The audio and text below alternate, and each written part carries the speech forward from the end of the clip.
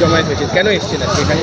আজ এখানে সমস্ত মেয়েরা তার সাথে পুরুষরাও সাথ দিয়েছে একটাই কারণ, যে ঘটনাটা ঘটেছে, যে পাশবিক অত্যাচারের শিকার আমাদের ওই ছোট্ট বোনটি, যার ছোট্ট স্বপ্নগুলো ভেঙে চুরমার হয়ে গেল, কতকগুলো বিকৃত মস্তিষ্ক মানসিকতার লালসার শিকার হয়ে আগামী দিন যাতে আর কারোর সাথে এরকম ঘটনা না ঘটে, তার জন্য আজ প্রতিবাদে গর্জে উঠেছি আমরা।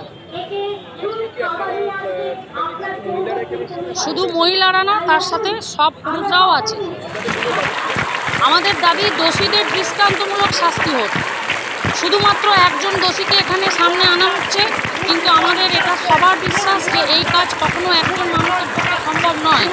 এখানে আরও অনেক রাঘব বোয়ালদের হাত আছে। আমরা চাই যে মাননীয়া নিজে একজন মহিলা, তিনি একজন মহিলা হয়ে আশা করি এই রাজ্যের মহিলারা বারবার এইভাবে নির্যাতিত হবে না।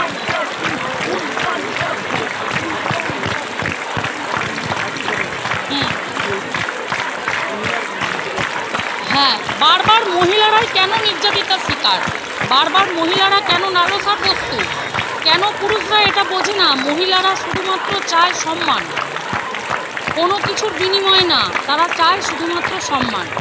নারীদেরকে সম্মান করতে শিখুন। আমরা আজকে বর্ধমান নারী ঐক্য মঞ্চ, সাধারণ নারী ঐক্য মঞ্চের পক্ষ থেকে আমরা রাত দখল করার একটা কর্মসূচি নিয়েছিলাম। এটা একেবারে অরাজনৈতিক এবং আমরা সর্বস্তরের সর্বমনস্ক মেয়েরা এখানে জমায়েত হয়েছিলাম। কোথা থেকে আসছেন আপনারা?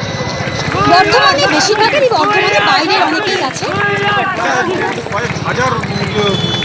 হ্যাঁ, মানে আমাদের ডাকে যে এত মানুষ এসেছেন, এতজন আমাদের কর্মসূচিতে যোগদান করেছেন, তার জন্য আমরা সকলের কাছে কৃতজ্ঞ। আমরা চাইছি যে সর্বক্ষেত্রে সমস্ত ক্ষেত্রে মেয়েরা যেন নিরাপদে কাজ করতে পারে, রাত হোক বা দিন, সব সময় সর্বস্তরের মেয়েরা সব ক্ষেত্রে নিরাপত্তা পাক, এবং যে ন্যাক্কারজনক ঘটনা হয়েছে আরজি করে, তার দোষীরা যেন উপযুক্ত শাস্তি পায়।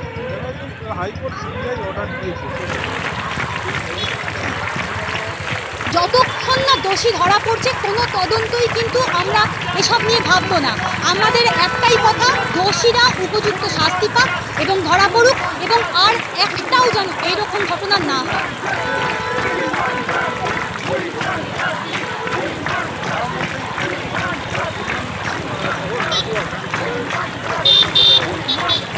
শুনলাম এরকম ঘটনা যে ঘটতে পারে, তাদের জন্য চরম ঘৃণা, আর কিছু না, চরম ঘৃণা।